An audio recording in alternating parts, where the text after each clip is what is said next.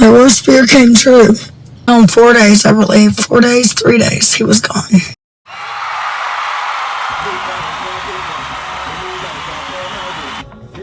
Did we need a part 5 of the tell-all? Probably not. But they packed in the drama. We were left with some questions, but also got some answers. Like, I don't know, the one where Michael tells us how he escaped Angela's lair? Yeah, let's get into it. Hi guys, welcome back to Nikki Faces Reality. We're here to discuss 90 Day Fiancé, Happily Ever After, the tell-all part 5, the final one. Finally, let us pray that they don't do this again. This was so long, they could have crammed all of this in 2-3 max. However, they managed to pack in so much into this one, so I do want to jump into it. But before I do, I want to add a disclaimer. This is a commentary video, a commentary channel. I'm not playing the episode. This is not what it is. I never play the episode. I usually like to add in a few clips. However, copyright is vicious, and so my last 3 tell-all videos did get demonetized, and as much as I love doing these for you, they take a lot of work. So while I cannot add clips, I am going to add as many pictures as possible. I hope that you still enjoy it. Shameless plug, if you want to support the channel, you can become a member or you can buy me a coffee in the link below. Why not just throw that out there? Anyway, I think that's enough yapping. Before we get into it, as always, make sure to like and comment when you see fit. And if you're new here, do subscribe. But now to the drama, okay? So we jump straight in backstage where Loren is being attacked by Sophie and Thais. Loren is like, I have 5 minutes. Say what you gotta say. And Sophie's like, well, you know, I just don't think it's fair that you're leaving and we all have to go back to the house. And I agree, they should all be expected to commit the same amount of time. However, this is as far as my agreement goes with Sophie. She tells Loren that Loren has something to say about everybody, that she's so opinionated, and Loren tries to be defensive. She's like, I wasn't opinionated, and I'm like, girl, yes, you were. You always are. That's not an issue. But what Loren says is, you guys all had the opportunity to say something and you didn't. And that's true. They all waited until they were all backstage to talk smack, not on set, which is when they're supposed to let out all their grievances. And so Sophie's like, well, that's the thing. There isn't really much for us to work with because you guys hide everything to look all perfect. And Loren is like, are you okay? Like, did you not see the fights that we had? Like, that's perfect to you? The fact that Sophie was like, you guys always try to act like you're perfect on social media. Who's talking about social media? That's your jealousy showing. It's really coming out. It's clear that she's pressed that her marriage is crumbling and in shambles. And so she's like, let me pick at this OG couple. I am not Loren and Alexi's biggest fan, but this interaction that's happening is so uncalled for. When Sophie said that they don't show their bad parts, I had the same face as Loren, because it's like, did you even pay attention to their big fight? To the tension that was in their marriage post-surgery? And this is when the gloves come off, because Sophie is saying stupid stuff and Loren looks at Rob and she's like, I get it now. Sophie's like, that's rude. You came for her. She didn't come for you. And when you come for someone, you don't get to decide how hostile they come back at you. You don't get to do that. So take it like a big girl. This did not have to happen. Loren was being a fake adult, saying hi to everyone, being cordial, because that's what you do. And y'all have these stank faces and then want to pull up with this. So however she responds is how she responds. And like a true annoying Gen Z, Sophie's like, well, you always say that you're a girl's girl and you're just, you're a girl's girl with everyone except me and Thais. Loren is like, I never said I was a girl's girl. I defend what's right. My thing is, I don't like the term girl's girl, not because of the concept. I don't like it because I find that women use that phrase to weaponize it against other women when they're being shady. Like 8 out of the 10 times that I hear it being said, it's wrapped in hypocrisy. I don't like it. I want to be very clear that I think women are incredible. The relationships that I have with women in my life are the most fulfilling relationships I think I'll ever have. But what I'm saying is that there's a lot more girl on girl crime that is being disguised as feminism. And I think that we all need to be a little more honest and intentional with our activism and our uproar. That is all. But in the spirit of petty, I want to call out that Sophie was seated next to Rob in this green room. Sophie, the one that got on that set and made a whole fuss and made the crew swap out the furniture so that she didn't have to sit next to her husband, is in this green room now, sharing the same space with him. He moved behind the couch, but initially he was seated next to her on the couch, and she's there with his blazer. I just want to call out the fakeness because they're calling out fakeness, but the call is coming from inside the house. So again, Loren is like, I'm not team girl, guy, I'm team whoever is right. And we can agree that that is subjective. It doesn't even matter because this isn't about Loren being a girl's girl or not. This is about Thais and Sophie having one-sided beef. I think for Sophie, it's jealousy. And then for Thais, I think she's bored. And I say this because she's like, yeah, because you were talking all this ish about me on Pillow Talk. I watch Pillow Talk often because they're like reaction videos. And I was thinking back to the reactions and I'm like, I don't remember them being mean towards Thais. I feel like they've said what I've said, that she's a little stuck up sometimes, but it's never been anything crazy. And I remember that mainly in her first season. When they played back the clips, it was mostly of Loren being like, I love John. So I just think it's so interesting that for Thais, because Loren is Team John, that means she's against her. I don't know how she got to that, but John is your family, and you're here crying that he doesn't say hi to you in the house, yet you treat him like public enemy. So, like, again, all of this feels so misdirected. And so Thais says it. She even mocks the way that Loren said it, that she loves John.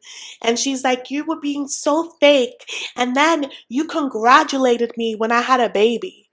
And Loren is like, that's a bad thing that I congratulated you? And Thais is just picking at scraps at this point. Like, yeah, that's so fake. That's so fake. This is so pathetic. So at this point, Alexi comes over to Loren, and I don't really like this man, but what I do like is the way that he gives her room to, do her thing.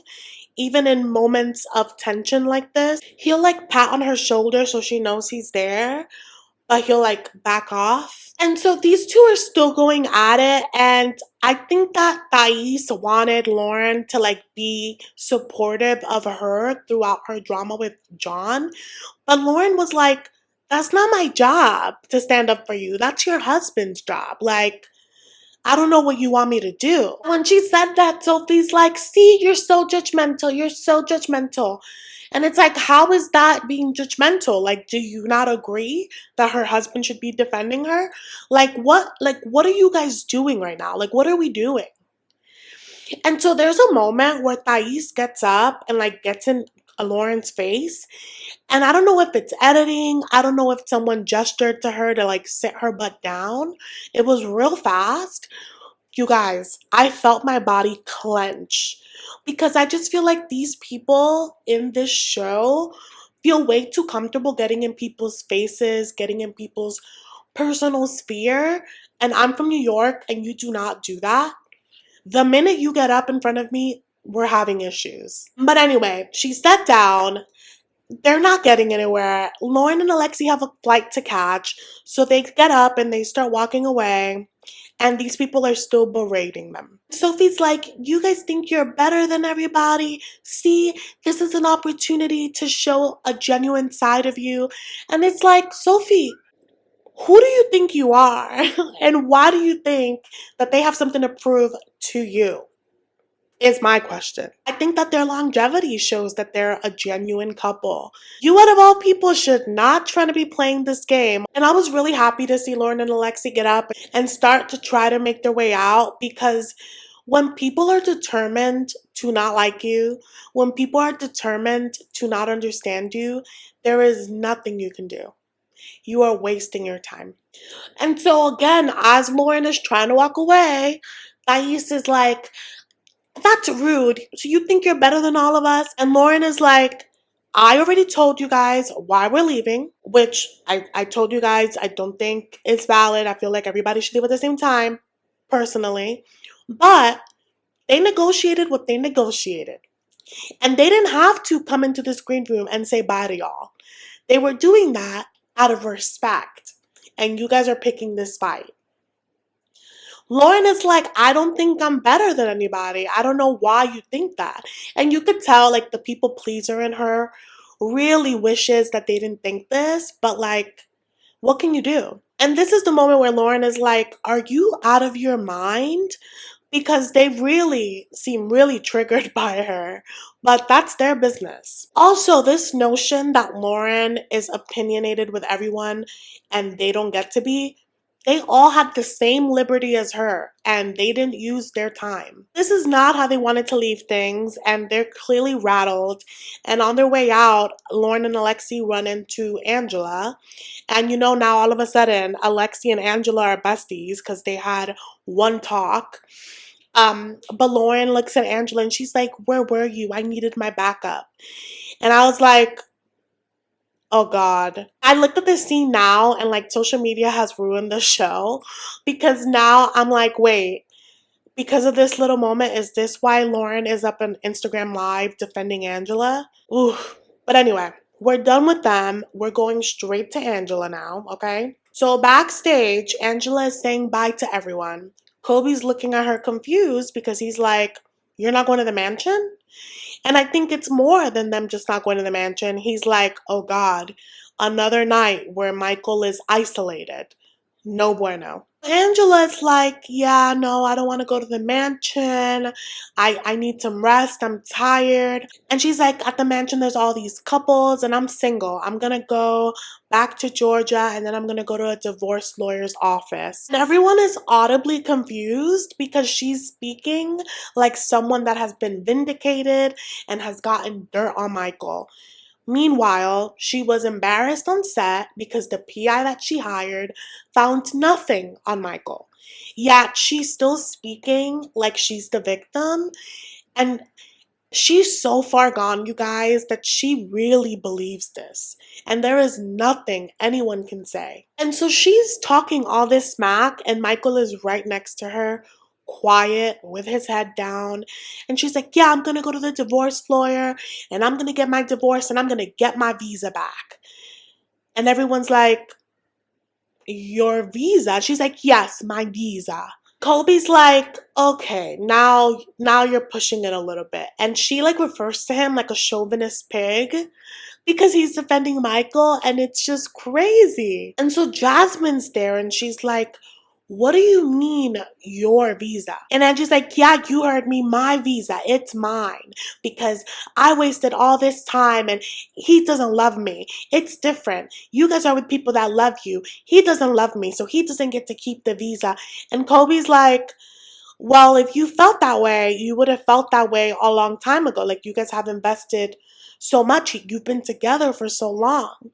And this is where she pulls out the Mima card. I think she interpreted this as Kobe saying that Michael has wasted 7-8 years. But of course, Angela has to be the victim. So she's like, I'm 58 and he's 30 something. If anyone wasted years, like basically it's her. And I'm just like, it can be argued that he wasted his prime years, but it doesn't even matter because this was always a transactional relationship and she's acting brand new. And so what's hilarious to me is that Kobe, he's making a little too much sense for her liking, so she just walks off.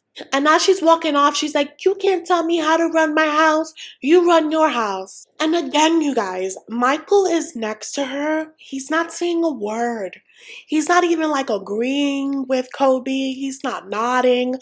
Nothing. And she's like, I'm going to go back to my house. You can go be with Kobe. Go be with your brother. And Michael is just following her like a sick puppy. So when they go off, Kobe is heated talking to everybody. And Jasmine is also like triggered by this whole thing and starts crying because she's like, I feel so bad for him. She treats him like he's nothing. And yeah, I mean, this whole thing is so insulting to immigrants. And like, people come here at the mercy of their partners. It takes so much trust to put your life and your livelihood and all that is under that in the hands of this person. And when this person literally is like, I can do whatever I want with you, also, you're nothing, and I can send you back just as quickly as I got you here, like, that is dehumanizing. That is dehumanizing. They pan to Michael and Angela, and Ashley is there trying to mediate and also being like, oh my god, Jasmine's crying. Angela doesn't care, okay? If anything, she pans to Michael and she's like, you see, you didn't defend me. Why didn't you tell him to mind his business? She's like, I'm 58. I'm not going to wait till I'm 70 to realize that you don't love me. First of all, she's been 58, 57 for like 5 years. Cut it out. Two, if there was ever any love, which I really do think that there was at one point, but she's killing it by the hour. How can love stay alive in a relationship like this? And again, it was transactional from the start. They both had things to gain. And I've been watching a lot of commentary videos on these two since the tell-alls have started. And the theory that I'm seeing out there, I think I saw it in Heidi Black's and Debbie's one of their like live streams. I think Debbie mentioned that the reason Angela is big mad is because the minute he lands here, they have to pay him directly. And think about it, ever since she's gotten fame off of this show, Angela has led a particular lifestyle. All the money was always going straight to her, and now that he's here, she has to split the bag, and she isn't happy. I also saw another theory, I'm not sure if it was the same live stream, but another theory is that she never wanted him to come to America. That he's here because of the producer's guidance. And that also was not part of her plan. And when I think about that, I'm like, that would explain why she literally you can't reason with her. She wants to make him the bad guy. Angela is also going off about the fact that Kobe's trying to bring in the dominant African energy to America and that here in America, women are equals. And sure, yes, women are equals here. You're not treating Michael like he's your equal, though. You're acting like he's the dirt under your shoe. That's not equality. And so, as part of her humiliation ritual, she's here trying to get Michael to admit on camera that he's a liar. And he obliges because I think he really is trying to keep peace somewhat. And I know that Michael is not perfect. I don't condone lying. However, context is important. And I can understand how he would reason with himself to lie to have peace temporarily. I'm not saying it's okay. I feel like if you have to lie to have some sort of peace in your relationship, you probably shouldn't be in it. I could have told him that year one, but I think that that's the case. Do I think that he's a serial liar because of that? I don't think so. I think that she just wanted to get a win on camera because the PI basically was like, he hasn't been lying to you. He hasn't been scamming you. And she wanted some sort of like, aha. And so Michael's trying to explain himself and she's literally like stopping him and yelling over him. Kobe hears the commotion and runs up to them. He's trying to explain himself to Angela, still trying to reason with the beast. And Angela's like, no, you and Michael are the same. She basically like refers to them as pigs. And she storms off again because, again, when people are making sense, she's like, ah. And as Kobe is talking to him, Michael knows about the hell that awaits him, and he looks numb. He looks dead inside, you guys. He looks at Kobe and he's like, it's fine, like I'll handle it. It's none of your concern. Kobe chose to go after him as like a last effort and was like, listen, your wife said, give me my visa. That is your legal document. You do not give it to that lady. Like, it was like a do not let her take away your paperwork. While Kobe was doing this, Angela was talking to Ashley and Emily on the side. And when she caught wind that freaking Kobe had 2 seconds with Michael, she runs over him and starts jumping like she's a boxer. God forbid anyone gets even a minute with Michael. And I feel like that's so telling that it's like, what are you afraid of, Angela? What are you afraid of? That he's going to be equipped with knowledge and not accept your abuse? Because, you know, she calls him an idiot. She calls him every name under the sun. So God forbid someone that is smarter than him gives him some tools to not deal with your ish. You guys, it was bonkers. She's jumping in front of Kobe like she's ready to throw hands, and he's like, I'm not Michael. Like, you don't get to talk to me like that, you know? Eventually, they are dispersed, but oh my God. And Michael just like, with his head down, walks after this lady. So now they're all heading back to the mansion. They're on the bus. Everyone is on this bus except Ashley and Manuel. Kobe is talking to everybody about the whole Michael and Angela thing. And he's like, it's not that we're team Michael. It's that we're team not with your BS. Like, you don't get to talk to him like that. And Kobe said something that I was like, he was like, Angela, I think, is underestimating Michael. Like, Michael is very smart, and it's gonna get to the point that he's gonna get tired of dealing with her mess. When I heard this, I was like, did Kobe help Michael escape? But they get to the house, and we see a scene with Jasmine and Big Ed, because that's happening now.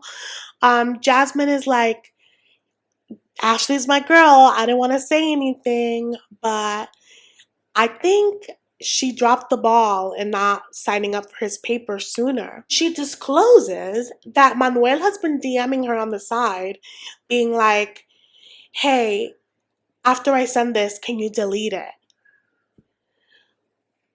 And apparently he's been texting Jasmine that Ashley has been controlling, that he feels stuck.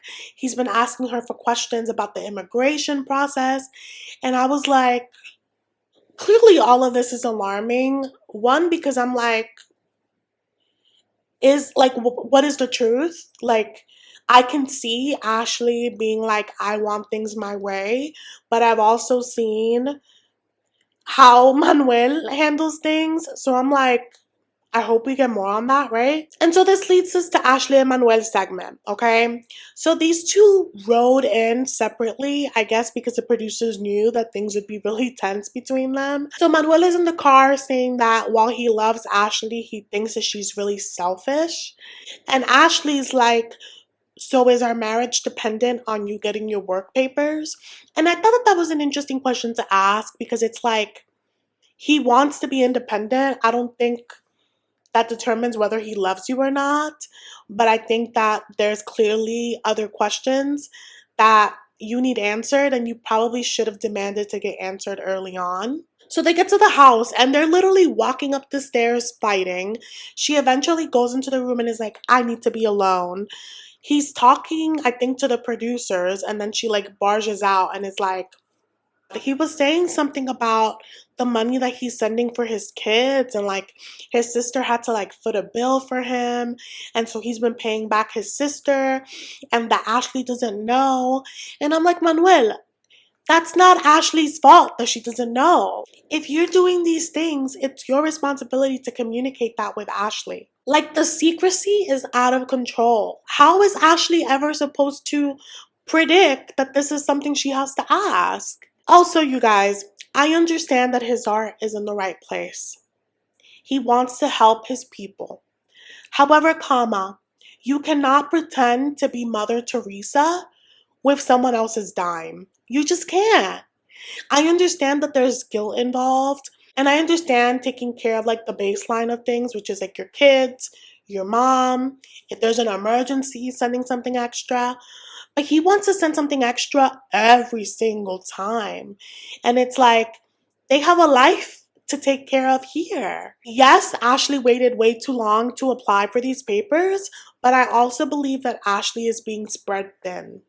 And I think that her spending X amount of time on herself, so what? She's doing so much. Again, I don't think she should have waited a year. So I agree that that should have been a priority. But in terms of like him constantly being like, you spent $8 on coffee, you bought this, why does it matter? I just don't like that it's like she doesn't get to spend on frivolous things or things that give her joy because all of it has to go to you. And I don't know, you guys. I feel like when he starts making money of his own, he's not going to be as generous as she has been, just dumping money into his account.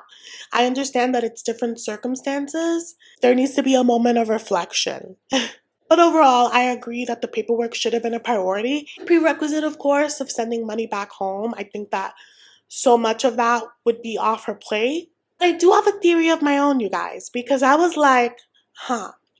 Manuel is so secretive, and he's being so secretive right now with her dime and still getting away with it. So I think that maybe Ashley recognizes that and recognizes that the minute he starts making money of his own, if she knew 30% of the information, it's going to the negatives. He's not going to tell her anything because he's going to be like, you don't have to know anything because I'm the one supplying. Ashley knows that she's going to know less and less. I'm not saying that's okay to hold papers over someone because you want control. I think it's important that your partner gets independent and does their own thing. But I think that that's one of her motives. Even if she doesn't realize it, I think that that's underneath. So whatever, Ashley's out here and she's upset because he called her selfish. And I honestly think that all of this is a miscommunication in between them because ultimately I do believe that they want the same thing. They're just not understanding each other. But I do feel, part of me does feel like Manuel is a bit ungrateful because I understand that when someone brings you here, they're making the commitment that they're going to take care of you. But that doesn't mean that it should go without a thank you. I had the same issue with Jasmine and Gino, where like, okay, it's an expectation. That doesn't mean that it comes without sacrifice. I don't think that it comes easy. And so for them to just think that you're like a money tree, I have a problem with that. At the other end of it, I feel like Ashley, you set the tone for what is acceptable and you allowed this from day one. So, because this was acceptable from day one, it's gonna be hard to change those habits in year 3. You know what I mean? These two end up in a screaming match because Manuel is under the impression that she didn't actually file. And like they're yelling about like Ashley like buying a printer. She's like, you saw, I printed it. And it's this whole thing. He walks off. She ends up talking to Emily and Liz. She's telling them, I bend so much. And I feel like one day I'm just going to snap from bending so much. Then we see Manuel talking to Kobe. Kobe is honestly the therapist of this tell-all. First of all, Sophie's telling Manuel, yeah, I feel like Ashley really only cares about her workouts and her job. What about her husband? And Manuel is like, yeah. This chick literally has one brain cell. Every time she speaks, I'm like, stop talking. What Manuel says is that he's pissed that she says that he didn't contribute to the paperwork because apparently he was the one that found their lawyer. And at first I was like, how did you do that? But then I'm like, he has family in New York, so probably that way. But he's complaining about Ashley, saying that, she doesn't like ask about his kids, if he talked to them. And Jasmine comes by and Jasmine's like, but she's literally supports your kids. Like, why would you say that she doesn't care about them? So again, Kobe is in his therapist mode and he's like, listen, you're right. She should have done this sooner. But also, she's right. And it's taken a lot of sacrifice to do what she does day in and day out for you. Okay? Ashley pulls up. Jasmine brings her in on the conversation. And she's like, yeah, he doesn't think that you care about his kids, that you have strong reactions when he talks about them. And you could see Ashley take a deep breath because she's like, do I love my husband or do I want to fight him right now? But she's like, listen, I care about them more than you know. So this is what we're going to do. When you get your paperwork, you're going to take me to Ecuador, okay? And I'm going to meet your mom. And I'm going to meet your kids. And I'm going to get answers to all the questions that I have. And if I don't, we're going to have problems. You guys think that he's going to take her to Ecuador?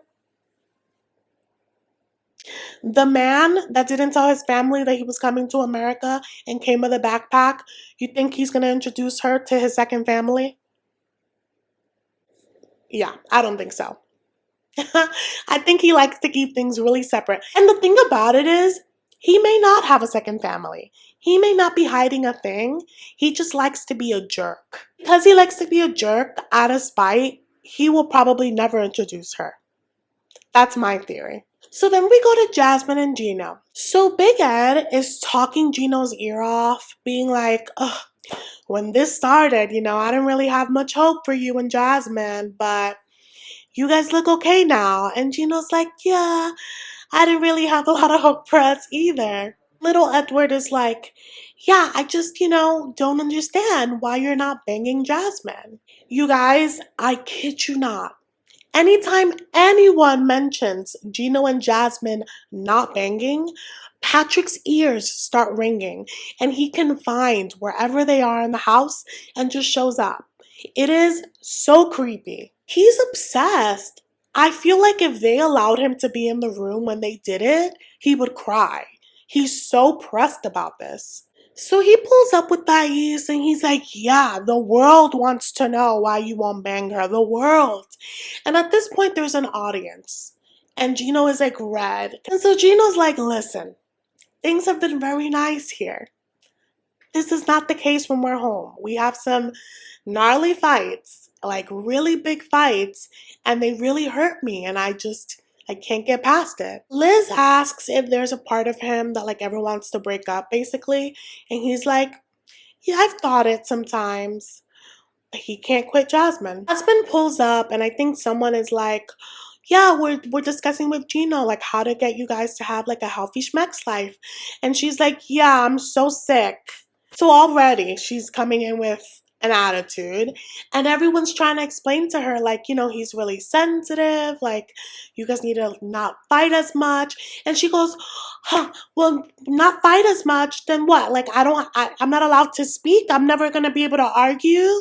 That's not the point. The fact that that's all you're hearing is a problem. But she's already like heated, when she's like, we haven't had sex in months. I feel ugly. I feel like he doesn't want me. And I love him, but he doesn't love me. And Gino's like, I do love you. Love isn't the issue here. So little Edward said this, and I agree. These two keep going round and round because they want to be right. They don't want to give in to each other. So they're constantly just at odds. At this point, Jasmine is done. Okay? She is wailing. She's like, he was being nice this whole time here so that you guys can think that he's kind. But this is how he is when we're at home. Gino is not doing anything bad. FYI. He's just rejecting her. And I understand how that's hurtful, but you guys your fighting styles are not compatible. So, like, he can't get past it, okay? But she's like, this is how he is, and I've been dreading going back home because I have to deal with this rejection. And it's obvious to see that she's been, like, holding in a lot, which is hard to believe with the way that she expresses herself. But it's just like word vomit. She's letting out every intrusive thought that she's had now. She's like, you don't love me. You just want a companion. You've told me that you just like my company, but you don't want me. And she also mentions that all of his family is against him. And I'm torn about how I feel about this, you guys. Walk with me. Because if you're going to my family behind my back to purposely get them to your side, or not even to get them to your side, but to talk crap about me, that's not going to make me want to get closer to you. Because in some ways, that feels like a betrayal. Because my problem with Jasmine has always been that she goes out of her way to humiliate Gino. She doesn't play fair, and she goes out of her way to make him feel small in any argument. So to involve his family in it, but then I can also see how she doesn't have her family here. They are her family, and she needs to confide in someone. I can also understand that. I would also like to believe that his family can think for themselves. And if all of them are against Gino, that leads me to believe that there's something that we're not being shown. They know something that we don't know. So there's a moment where Jasmine is like, if you don't want to be with me, then you need to let me go. And I agree, because while there are many sexless marriages, people have to be in agreement of this. And Jasmine is clearly telling you that that's not the kind of marriage I want to be in. At the same time, I don't think that Gino wants to be in a sexless marriage, but he also told her what he needs to be able to get past it. And she's adamantly being like, well, that's impossible for me to do. Like, you need to love me for me, the way that I am.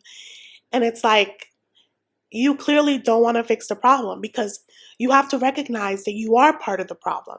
Jasmine doesn't want to recognize that she's part of the problem. It's much easier for her ego to blame it on Gino and the fact that he likes to consume X amount of content. There's so many issues that are causing this drift. Yeah, there's just so much damage. I don't know how you would be able to get out of it on your own without help, without like a neutral party. And I feel for Jasmine. I do.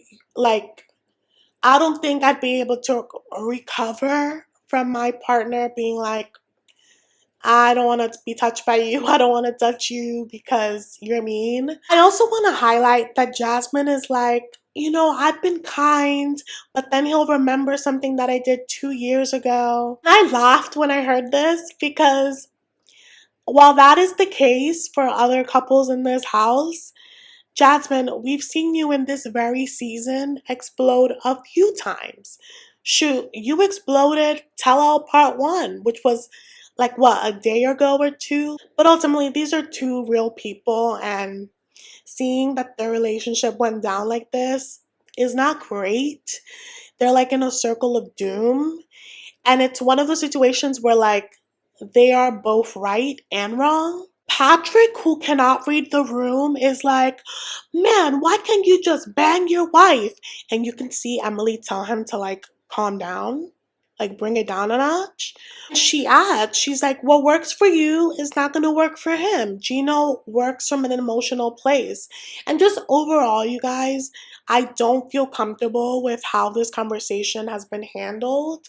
I don't think that it would be the same way if it was reversed in gender. And I love that Gino looks at Patrick and he's like, if you were going through what I was going through, you wouldn't be singing the same song. But you guys, I told you that this is in front of everybody, okay? So Ed is trying to mansplain to Jasmine about her own relationship. She's trying to get a word in, but he keeps talking over her. So ultimately, she starts yelling, and he's like, you're acting like Angela. You're acting like Angela. It's funny that he's using his own bestie as like a diss. I myself have said that there are parallels between Jasmine and Angela. However, in this particular situation, everyone is saying way too much when it should just be Jasmine and Gino. Jasmine is so emotional in this moment because she says that she's actually been holding back and holding everything in, and like she just can't anymore. And I guess we did see her being nice, like tap kissing him and sharing the bed and like not kicking him out of the room after night one. So she's like, I've been the good girl, and then now the mask has slipped and she's done.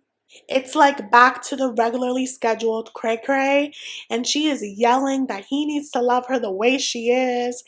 And I'm like, Jasmine, you being abusive isn't a character trait that he has to accept. So no, no one needs to get used to that because you want to get banged. So she ends up walking off with the girls. Gino is tongue-tied in the kitchen, and he's frustrated because he's like, I can't get a word in. This is how it is all the time. And he looks defeated. And I've said it in previous recaps this season that Gino has been all about standing up for himself. And it feels delayed because he should have stood up for himself from the beginning. I feel like if he would have done this earlier, it would have evened out the playing field. I think that in some ways, Jasmine is the girl that cried wolf. She required so much of Gino and she got her way in some brutal, brutal ways at his expense. And now that she should be given more grace and more leeway, he doesn't have any more to give her. Overall, it's really hard to watch because how do you come back from this? Spoiler alert, you don't. We do see Jasmine with the girls. Sorry guys, my voice is going in and out. We do see Jasmine with the girls, and Sophie tries to give her some perspective. She's like, I'm the same way like Gino. If I'm not emotionally or mentally okay, I can't be intimate. That doesn't mean that he's not attracted to you. There's just other things happening. And Jasmine is like, I never wanted to do that to Gino. It's just so interesting that she's able to acknowledge this when other people are telling her. But when her husband has been telling her this, she chooses to view him as the villain. They pan back to Gino. He's in the kitchen with Rob, and Rob is like, you know, you need to go after her because I didn't go after Sophie and now I'm fighting for our relationship. You need to chase her while she's still yours. They go back to Jasmine and the girls. She's like, listen, I'm worried about going to Michigan because I won't have this kind of support system. And the girls are like, well, set a timeline in your brain of how long you're willing to wait before things change. And Jasmine's like, 4 weeks. And you could see that they're all like, that was fast. Yeah. I feel like Jasmine has been thinking about her escape plan because she came up with that answer very fast. You guys, this final tell-all, they really kept going back and forth between cast. I was like, oh my god. But I want to acknowledge that there's a weird moment where Liz is like, isn't it funny that everyone's falling apart and you and I are like the mediators? She was talking about Ed. And Liz kept doing that a lot, where like she would find moments to just bring up the fact that either Ed is her ex, and like, oh my god, this is the Ed that I fell in love with, or like, isn't it funny that we're having so much fun? Like, I don't have to deal with you anymore. Like a lot of stupid droplets like that. Anyway, we move on to Rob and Sophie really fast. They are in their room because she's packing up. Funny how they're all of a sudden together after all the faux drama, right? They're bonding over their disdain for Loren because, of course. So Rob admits to her that he doesn't feel loved or desired or needed, and that he has his own issues, but a lot of issues have surfaced because of their relationship. So he's been talking to a therapist. Sophie's like, yeah, we haven't been happy in a long time. And he's like, well, I'm getting this work. We should get work together. And if this is not the most blatant setup for the last resort, I'm like, oh my god. We go back to Jasmine and Gino, which is again another scene where they're laying the groundwork for the last resort. Gino is like walking slowly by the door because he doesn't know what kind of Jasmine is awaiting him. She's sobbing like, Gino, I can't do this, Gino. I'm tired of fighting, Gino. And Gino's like, yeah, me too. So I'm thinking that she's gonna say the same thing that Rob and Sophie said, which is like, oh, let's get professional help. No. Jasmine says, I think that we need time apart. You need to miss me like you did when I was in Panama. And then when I come back, you have to win me over and take me out on dates. And I'm like, sure, keep the romance alive. But this whole thing of winning you over, what are you gonna do? She's still failing to realize that she has played a huge part in where they are. Like, it has to be a group effort. And Gino is hopeful that they're gonna work it out, that she just has to listen to him. Yeah, as we know with social media, that didn't happen. Okay, so then we get to the goodbyes in the mansion, and I'm gonna speed through this. We see them take a group photo. It's really cute. But I was shocked to see that they were leaving that same night, because I'm like, wait, what was all the drama about Loren wanting to leave straight after the tell-all? You guys were probably at the mansion for like a few hours. There's a scene where Patrick is like, saying his piece about the different people in the house. But then he says that Big Ed told him something about basically like Liz saying that he is bigger than Jason.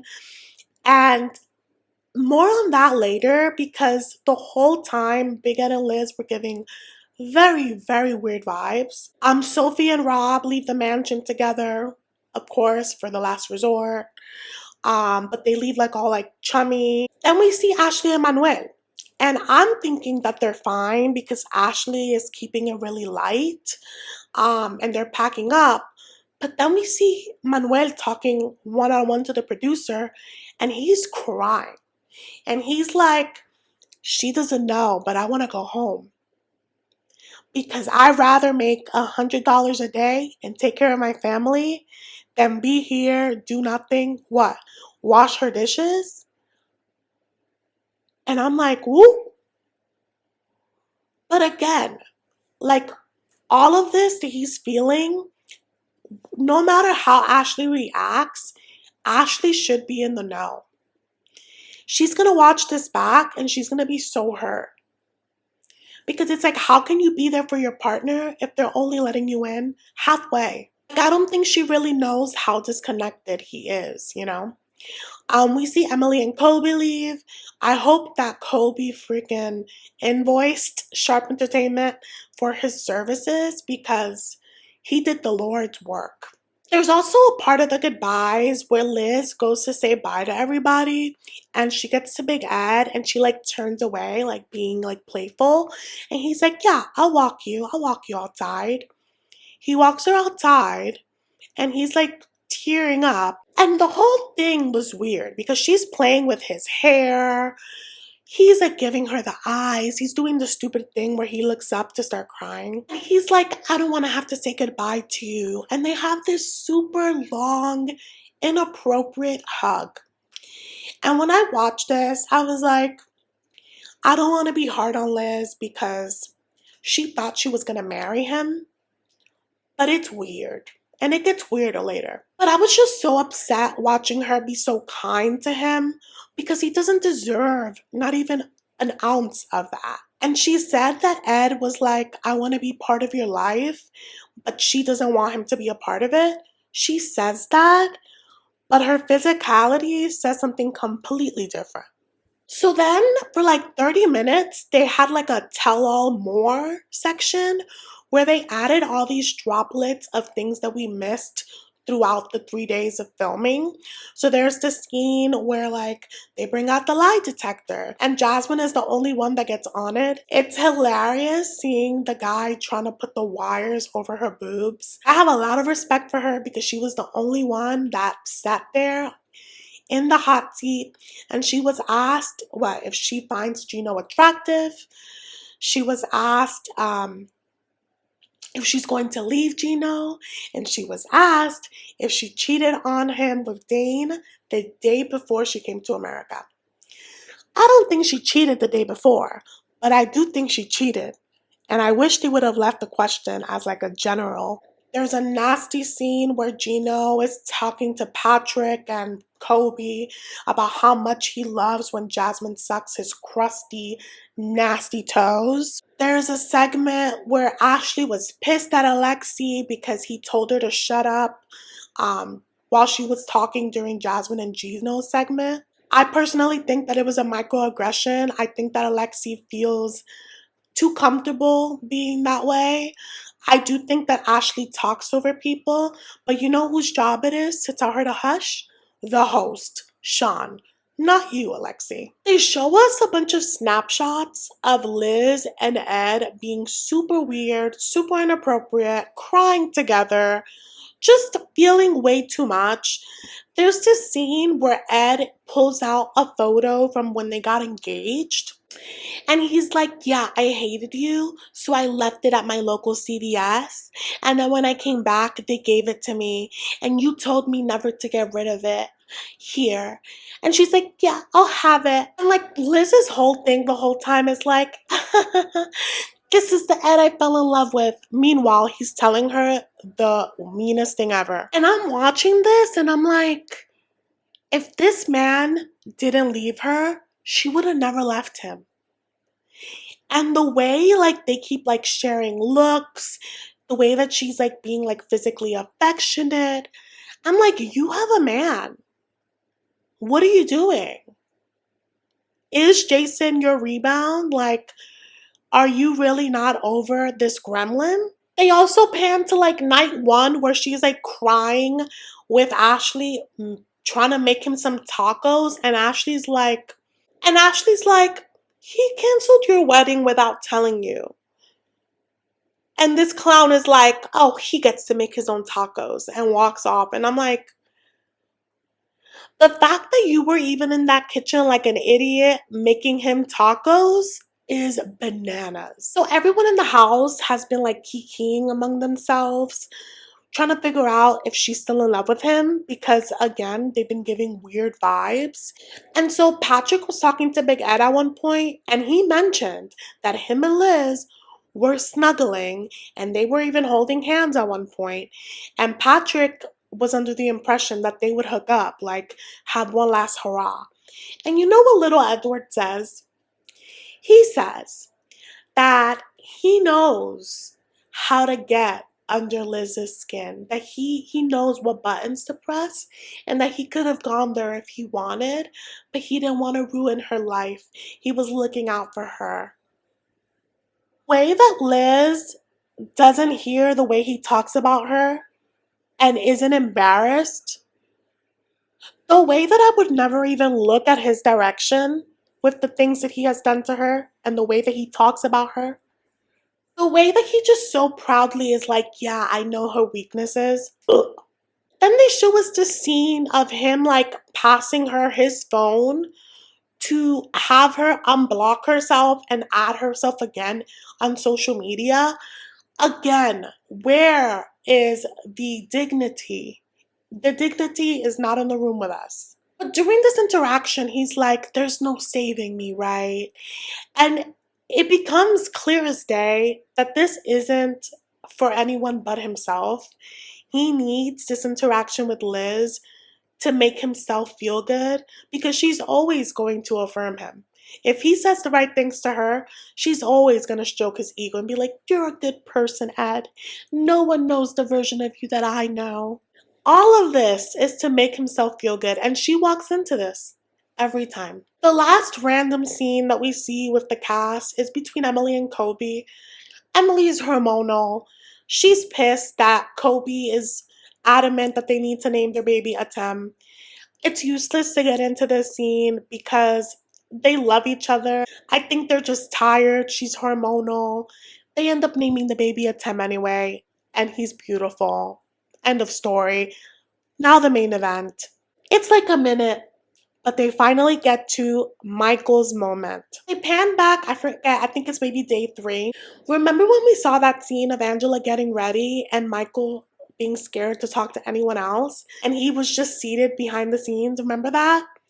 Well, the night before, when they went to their hotel room, remember they didn't go to the mansion, Angela actually went out to dinner with Michael, the PI, and her daughter, and she was acting normal. Nice, even. And she says it like, yeah, I was being nice, but I was deceiving Michael because when they got to the hotel, she's like, give me my ring back. And he obviously fought back a little because he's like, I haven't taken off my ring in 4 years. Like, why do you want it? She's like, I want my ring back because I'm getting my divorce. He gives it to her and he shows us the indentation because he really hasn't taken it off. She says she ends up losing the ring, that it's a sign that she lost it. If you ask me, she tossed it somewhere because she's spiteful. Then on the screen it comes up that a few days after the tell-all, they received this footage. They pan to Angela, and Angela's like, in her car. I'm laughing because she's really pulling up the Mima in despair look, but we know her, okay? Angela's like, 4 days after the tell-all, my biggest nightmare came true. Michael left. They pan to Michael in an undisclosed location, and he's like, I want you guys to hear what happened from me. Buckle up, you guys. If you didn't see this, buckle up, okay? Because we finally know how he escaped. He says that they got back from the tell-all. Angela was being a terror, per usual. And at this point, he was like, I can't take this anymore, okay? So she said she was going out for errands. The minute she left, he got his backpack. He says he got his important documents and he left. He walked for 5 hours. He said that his legs basically felt like jelly. They hurt. They felt like they were going to fall off. Because we have seen where she lives, it's like back roads. Uber is not a thing, it's not accessible. So he walked 5 hours, had to beg some stranger to let them borrow their phone so that he can call his friends. His friends arranged for him to get on a bus. Then he had an 18-hour journey to get to his undisclosed location. Angela lives in the deep south. When we first heard that he was missing, and I thought of him like wandering in these streets, I was scared for his life. And hearing that he walked by himself for 5 hours in that kind of area, it makes me so, like, it shakes me to my core. Above everything, I'm so glad that he's safe. Michael ends this with saying that, like, contrary to popular belief, he came here with the right intentions. It didn't work out, and he just wants to be happy. They, of course, pan to Angela because she has to have the last word. And she's like, Michael, I'll see you again, whether it's on a plane or in the courthouse. I'll see you. Angela loves a threat. And as we've seen in present day, if you haven't been keeping up with it, she filed for annulment. And he has now retaliated and filed divorce instead. And it's also asking for spousal support, among other things, like having their assets divided, a bunch of things which are standard, but I just don't think that she expected him to fight back. And also, if you've been following Michael's story, he has a GoFundMe set up. He's been really active on socials, trying to make that coin on TikTok. There's so much happening. I think that this is not the last of Michael and Angela. If anything, now that the tell-all has aired, I feel like now they'll be able to disclose so much because they won't be on contract. Things are about to get juicy and messier. Overall, it's been a wild, happily ever after. I would love to know your thoughts. I will definitely be keeping up with the other million shows off of this franchise. If that's your thing, do make sure to subscribe because I will be keeping up with it. Thank you guys so much for watching, and I will see you in the next one.